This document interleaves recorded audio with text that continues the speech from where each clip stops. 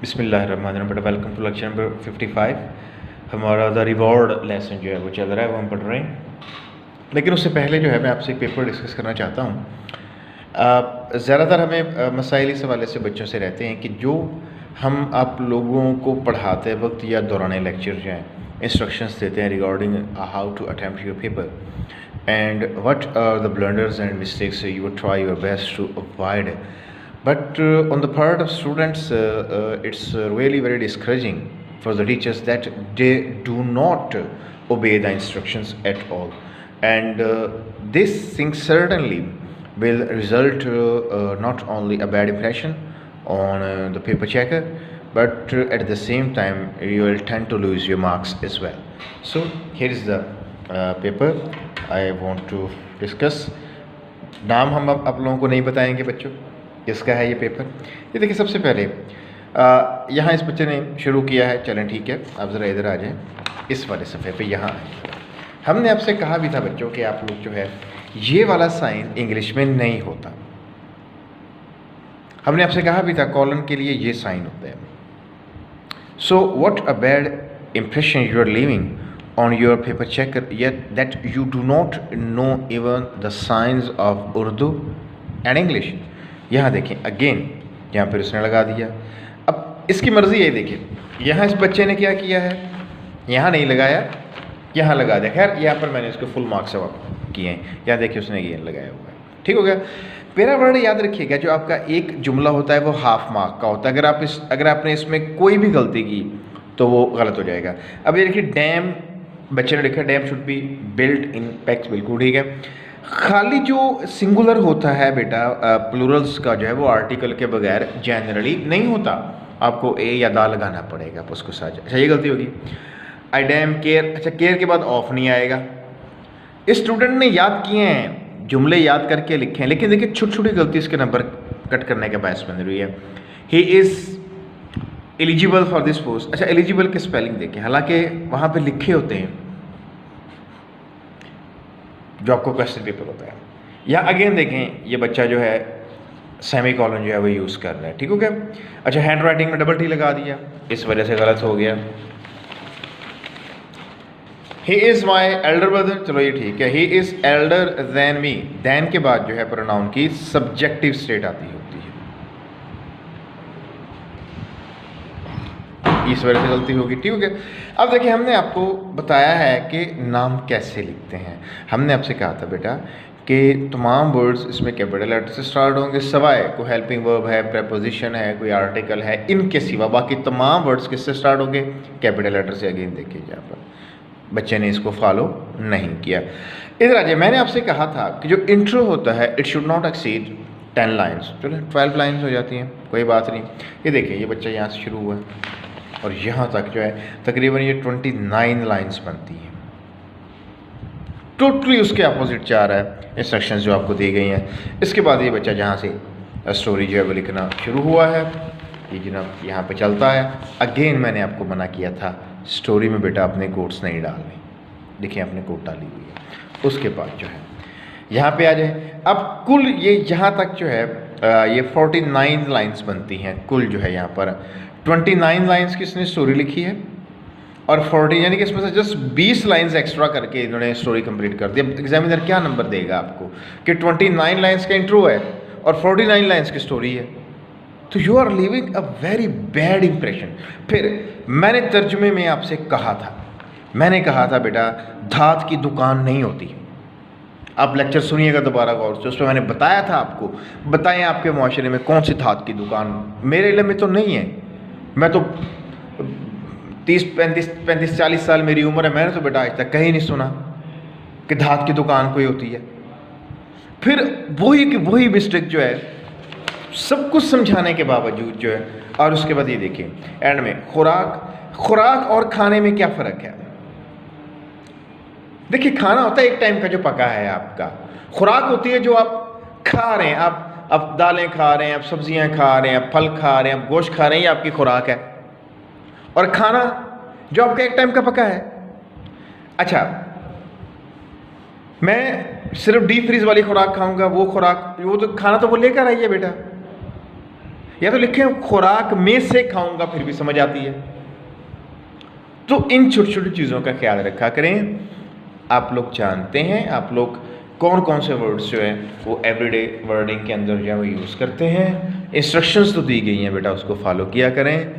अब अगर इसी तरह का आपका रुझान रहा इंस्ट्रक्शंस को इग्नोर करने का, तो ना सिर्फ यहाँ आपके मार्क्स कटेंगे, बल्कि दूसरी जब आप एनुअल में जाएंगे बेटा वहाँ भी आपके मार्क्स कटेंगे। और ये जो मिस्टेक्स जो मैंने पॉइंट आउट किए हैं बेटा, हम इनको मिस्टेक्स नहीं कहते हैं, हम इनको ब्लंडर्स कहते हैं। दीज आर द ब्लंडर्स जो है ये ब्लंडर्स हैं बेटा। और एक बात और याद रखिएगा कि जनरली यही होता है कि सब एग्जामिनर जो है ना आपका एक इंप्रेशन लेता है, उसने आपके 3 4 5 सफ़े किए, उसको एक उसका ना आपके बारे में इंप्रेशन बन जाता है, नहीं ये स्टूडेंट अच्छा है, तो फिर आगे आपको ना रिलीव करता जाता है। मतलब आगे वो क्वेश्चन आंसर इतना डीपली चेक नहीं करता, स्टोरी इतना डीपली नहीं पढ़ता, उसका माइंड बन गया ना कि ये बच्चा अच्छा है। लेकिन अगर आपने स्टार्ट से ही ये इंप्रेशन दे दिया कि आपको तो बेसिक्स ही नहीं आती, आपको तो कॉलन का साइन ही नहीं आता, आपको तो उर्दू और इंग्लिश के साइन का फ़र्क ही नहीं है, तो बेटा ये चीज़ आपको सीरियसली हर्ट करती है।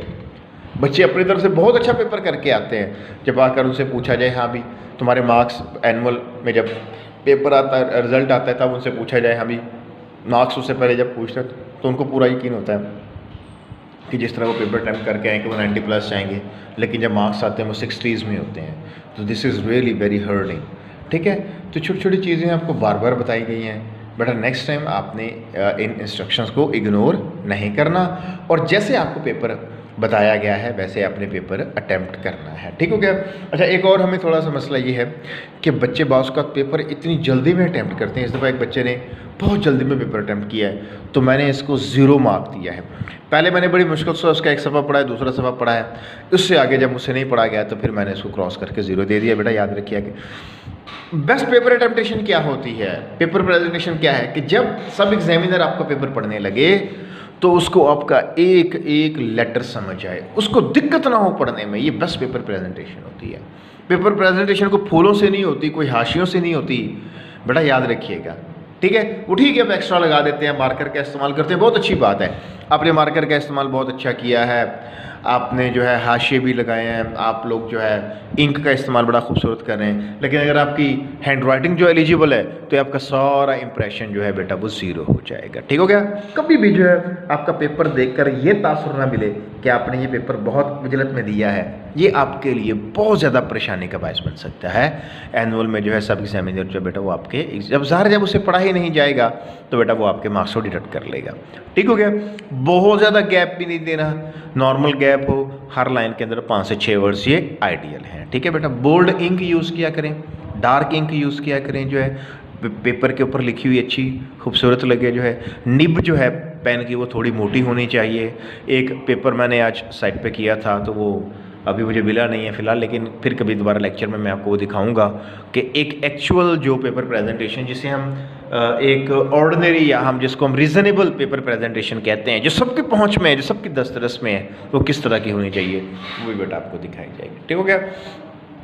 तो जनाब गॉर्जियस ने बड़ी स्ट्रगल की, बड़ी मेहनत की, उसने वो सियासत में चला गया, उसने बेटा बड़ी अच्छी अच्छी तकारीर की और आहिस्ता आहिस्ता उसके पास ताकत आ गई। फिर उसने अपने मकसद का इजहार करना शुरू कर दिया कि जनाब हमारे पास जो है कोर्ट एक्रोबेट की पोस्ट होनी चाहिए, और उस कोर्ट एक्रोबेट की पोस्ट जो है आपके सिपाहियों को इस काबिल करेगी जब वो अपने एक्रोबेट को देखेंगे कि वो जिस्मानी तौर पर बहुत ज़्यादा जो फुर्तीला है, तो वो भी अपनी फ़िज़िकल एबिलिटीज़ के अंदर फुर्ती लेकर आएंगे, चुस्ती लेकर आएंगे, तो फिर वो जंगें जीतेंगे।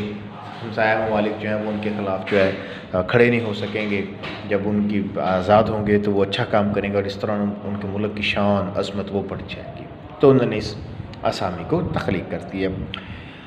अब आगे जो है बोथ पेरेंट्स ऑफ गॉर्जियस, अच्छा दोनों ही वालिद और वालदा जो है वह by then long dead, by then तब तक, यानी कब तक बेटा जब पोस्ट तख्लीक की गई जो है। ठीक है। और ये भी जहन में रहे कि जो टर्बर्ट का पॉइंट ऑफ व्यू है वही गॉर्जियस के वालदैन का भी वही था। वो भी यही समझते थे कि बेटा अगर आपने आगे निकलना है तो आपके पास कोई ना कोई अपॉर्चुनिटी होनी चाहिए, वरना आप नहीं निकल सकते। बाय दैन, और उस वक्त तक यानी जब ये आसामी तख्लीक की, little remain to be done, काम जो है बेटा वो ना होने के बराबर जो है रह गया था। बेटा याद रखिएगा, एक लिटिल होता है, एक आ लिटिल होता है, ये हमने पहले भी आपको समझाया था, और एक द लिटल होता है। जनरली लिटल के बारे में यही कहा जाता है कि ये एडजेक्टिव ऑफ क्वांटिटी है। ठीक है, बिल्कुल ठीक है, ये एडजेक्टिव ऑफ क्वांटिटी है, लेकिन बेटा जहन में रहे ये प्लस एडजेक्टिव ऑफ नंबर भी है, दोनों के लिए है। यानी ये तादाद के लिए भी है और मिकदार के लिए भी है। ठीक है, आप इसको मिल्क के लिए इस्तेमाल करें तो भी ठीक है, आप इसको बॉय के लिए इस्तेमाल करें तो भी ठीक है। लिटल होता है ना होने के बराबर, और अ लिटल थोड़ा सा, और द लिटल जो थोड़ा सा वो सारा। फॉर एग्ज़ाम्पल आप कहते हैं there is little honesty in the world, दुनिया में ऑनेस्टी जो है वो ना होने के बराबर है। ठीक है जी, I have a little money left, मेरे पास पैसे बहुत कम बचे हैं। ठीक है, she spent the little money I gave her. ठीक है, अब देखें दुनिया में ना होने के बराबर है, मेरे पास बहुत थोड़े से पैसे हैं, उसने वो थोड़े से पैसे खर्च कर दिए जो मैंने उसको दिए थे। ठीक है, अब देखें ना द लिटल वो जो थोड़ा सा वो सारा, उसने वो थोड़े से पैसे खर्च कर दिए जो मैंने उसको दिए थे। ठीक हो गया बेटा, तो ये इसका इस्तेमाल है। तो ना होने के बराबर काम बचा था, he had only to stick for a few more days, he had only to, ये उसने ऐसे किया है कि ही हैड ओनली टू, असल में ये हैड टू है। हैड टू जो है ये पास्ट फॉर्म है मस्ट की। ठीक है, मस्ट की ये पास्ट फॉर्म, एक काम जो अभी ज़रूरी करना है अपने तो मस्ट लगाएंगे, और एक काम जो आपको ज़रूर करना पड़ा बेटा वो पास्ट के अंदर जो, तो फिर आप क्या लगाएंगे, हैड टू लगाएंगे आप जो है। बस उससे मज़ीद जो है कुछ ही दिन और आप उस अपने उस मकसद पर साबित कदम रहना था। And when the question arose, और जब ये सवाल उठा जो है। ठीक है बेटा, अब बेटा ये ज़रा जहन में रखिए, एक होता है राइस, ये होता है रोज, राइसन। ठीक है, ये होता है राइज होता है बेटा ऊपर जाना। ठीक है, अच्छा एक होता है अराइज, ये होता है अराइज, अरोज सॉरी, और अराइज। ठीक है, ये होता है बढ़ना, ये ऊपर से सूर्य आस्ते आस्ते ऊपर जाता है, prices go up, the sun rises in the east. Arise ये ना इसके अलावा जो है ये बढ़ने की सेंस के अंदर भी होती हैं, और किसी को ना ये इस सेंस में भी होती हैं। अराइज जो बेटा स्टिमुलेट करने की सेंस के अंदर भी होती है ये। ठीक है, स्पेलिंग गलत हो गया, ठीक हो गया। इसी तरह फिर आगे होता है अराउज, AROUSE, अराउज। इसकी सेकंड फॉर्म होती है अराउज्ड और अराउज्ड, ये भी बेटा इसी सेंस के अंदर जो है वो होता है। ठीक है, अच्छा इसका अराइज का बेटा अपीयर होना भी होता है, जाहिर होना किसी चीज़ का। अच्छा इसका हैपन, अक्कर, ये भी होता है। ठीक है, अच्छा अब इसमें जैसे ये होता है कि जब आप जैसे कीमतें बढ़ती हैं, सूरज ऊपर जाना, फिर आप अराइज इस्तेमाल नहीं करेंगे, फिर आप करेंगे राइस, राइज, रोज, राइजन। ठीक है, किसी को स्टिमुलेट करने के सेंस के अंदर हो, किसी को थोड़ा सा अवेक करना, जगाना जो है, तो फिर जो है वो आप जैसे जनाब उसने मेरे अंदर जो मेरी क्यूरियोसिटी को बढ़ा दिया, ही राउज्ड माई क्यूरियोसिटी। चैप्टर 2 के अंदर भी है माई क्यूरियोसिटी वाज अराउज्ड जो है। ठीक है बेटा, तो आपने इनका rise, rose, risen, arise, arose, arisen, arouse, aroused और अराउज, ये बेटा फॉर्म्स हैं, पास्ट और पास्ट पार्टिसिपल है। अच्छा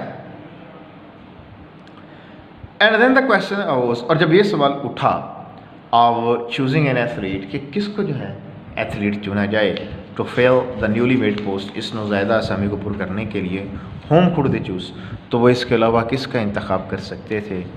but the man who had worked for it for all those years, जिसने तमाम सालों में इसके लिए मशक्क़त की थी। अच्छा, ये बेटा ध्यान में रखिएगा, ये इसकी कॉन्जुगेशन है, choose.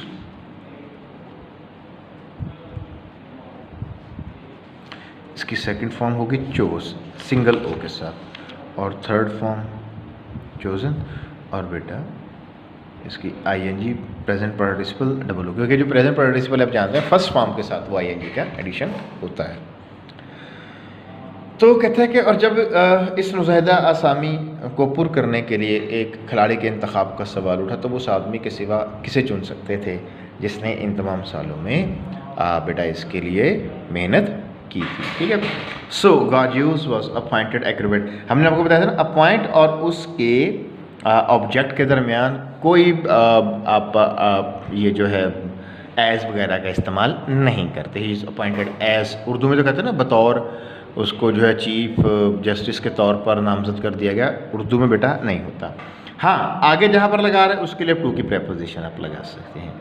And learn so late in life, और ज़िंदगी में उसने इतनी देर बाद एक बात सीखी, इट ऑलवेज टेक्स टाइम, जिसके सीखने में हमेशा वक्त लगता है। वो कौन सी बात है बेटा? That his parents were right after all, बहरहाल उसके वालिदैन ठीक कहा करते थे। अब कुछ बातें ऐसी होती हैं कि जिनको सीखने में हमेशा बेटा बहुत वक्त लगता है, उनमें वालिदैन की बातें भी हैं कि जब इंसान वालिदैन इंसान को समझाते हैं तो शायद इंसान को ऐसे लगता है कि जनाब हमारे वालिदैन जो है वो पुरानी एज के हैं, अब तो नई एज है, तो नई डिमांड्स हैं, तो अब इनको नए दौर का डेफिनेटली पता नहीं होगा। लेकिन जब हम खुद उस एज में पहुंचते हैं तब हमको रियलाइज़ होता है कि नहीं, हमारे वालिदैन वो ठीक कहा करते थे, तब तक तो बहुत वक्त गुजर चुका होता है। ठीक हो गया। अब यहाँ पर एक सवाल बेटा और पैदा होता है, वो ये पैदा होता है कि गॉर्जियस को तो अपने वालिदैन को गलत साबित करना था और वो गलत साबित कर देता है, और यहाँ ये क्या लिख रहा है कि जनाब उसके पेरेंट्स ठीक कहा करते थे।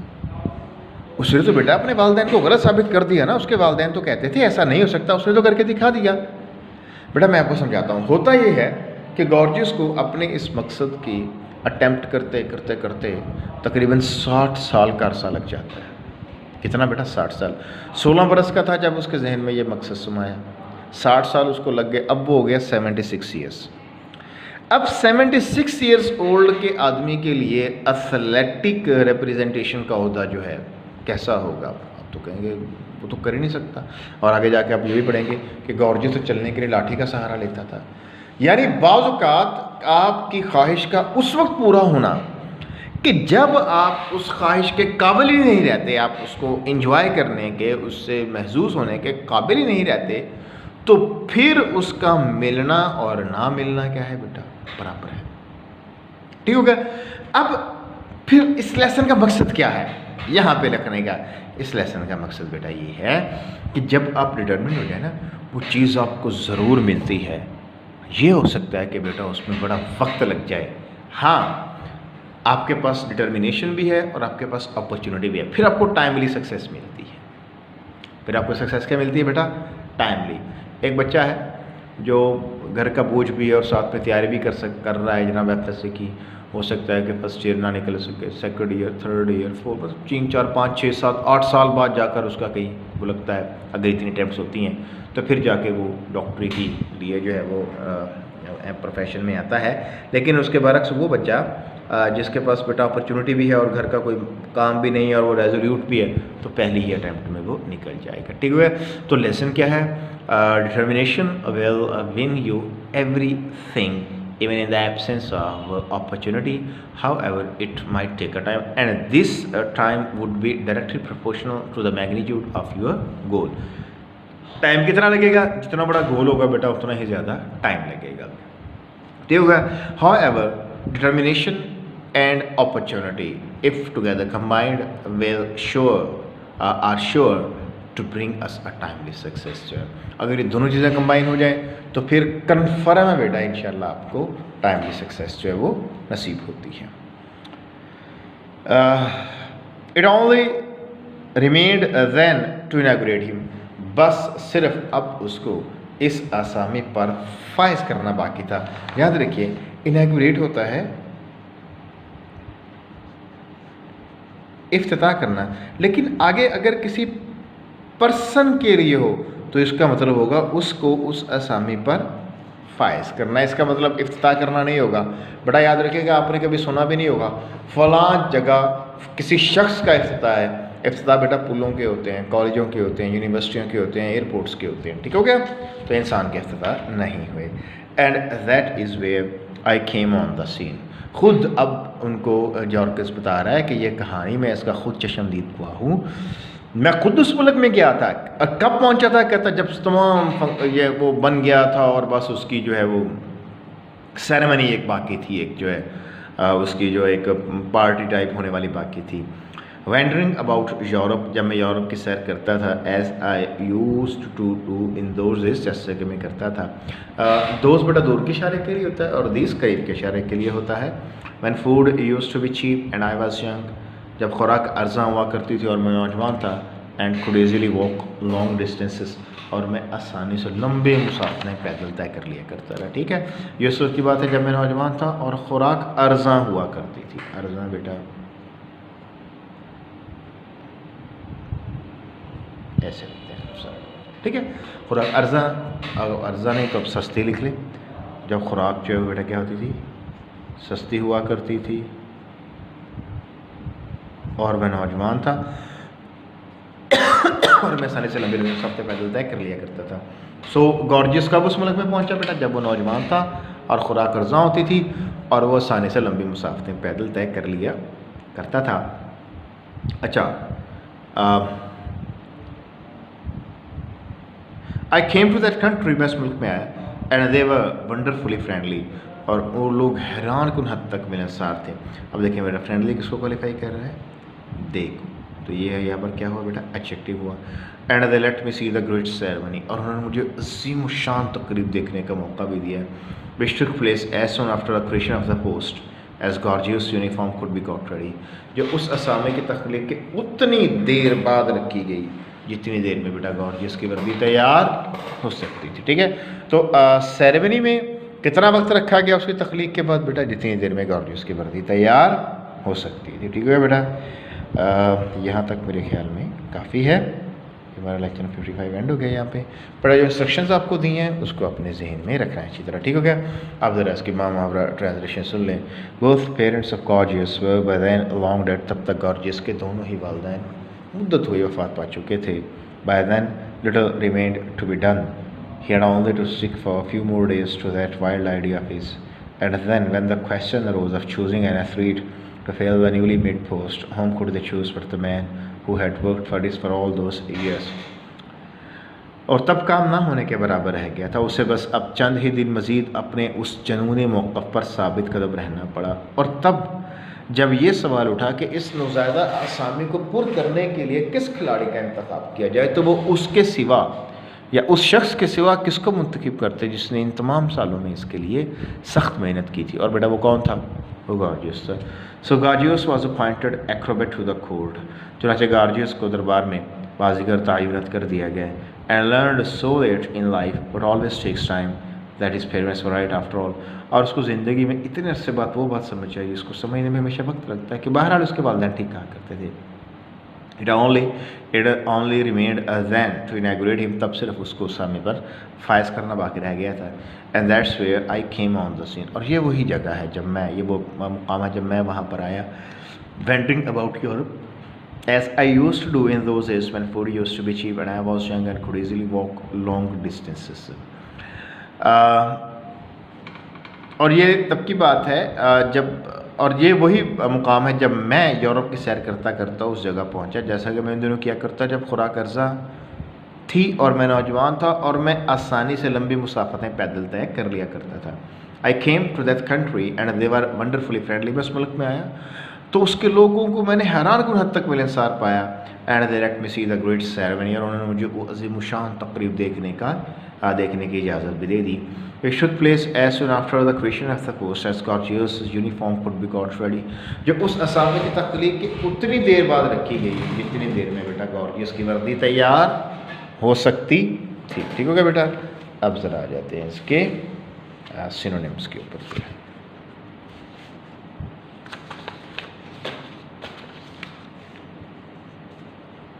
बेटा मिस्टेक्स जो आपको बताई हैं, ठीक है, कोशिश करेंगे आपके नेक्स्ट टाइम उनको रिपीट नहीं करना, ठीक है।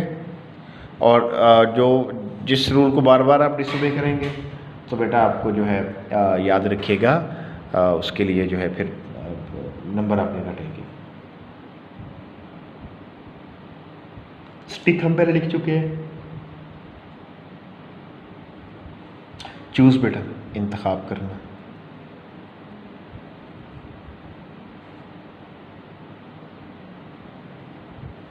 ये होता है इलेक्ट, सेलेक्ट, प्रेफर। जो चीज़ आप चुनते हैं बेटा डेफिनेटली आप उसको दूसरों पर प्रेफर कर रहे हैं। अपॉइंटेड के बारे में लिख चुके हैं, चलो दोबारा लिख लेते हैं।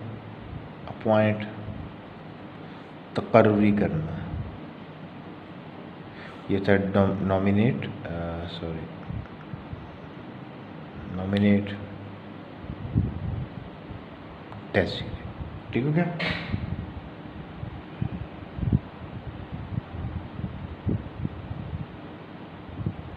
वेंडर बेटा घूमना फिरना,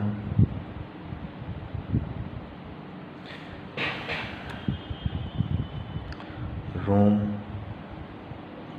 ठीक है, ये होता है मूव अबाउट एमलेसली, ये जो हम ऐसे ही फिरते रहते हैं ना।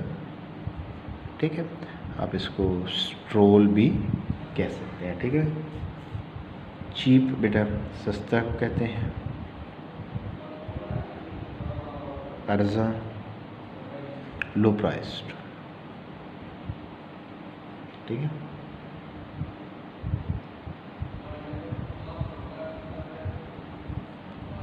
वंडरफुली हैरान कुन हद तक, स्ट्रेंजली, awfully, remarkably,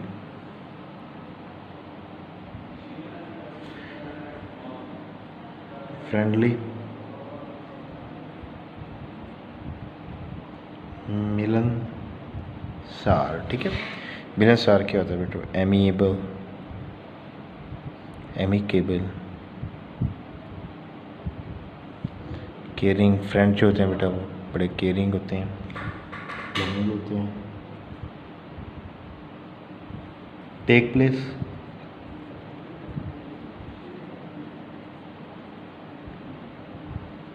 रूनुमा होना। हैपन, अक्कर, होल्ड भी कह सकते हैं यहाँ पे। ठीक है, रखिएगा। ठीक है बेटा, ओके बेटा, अल्लाह।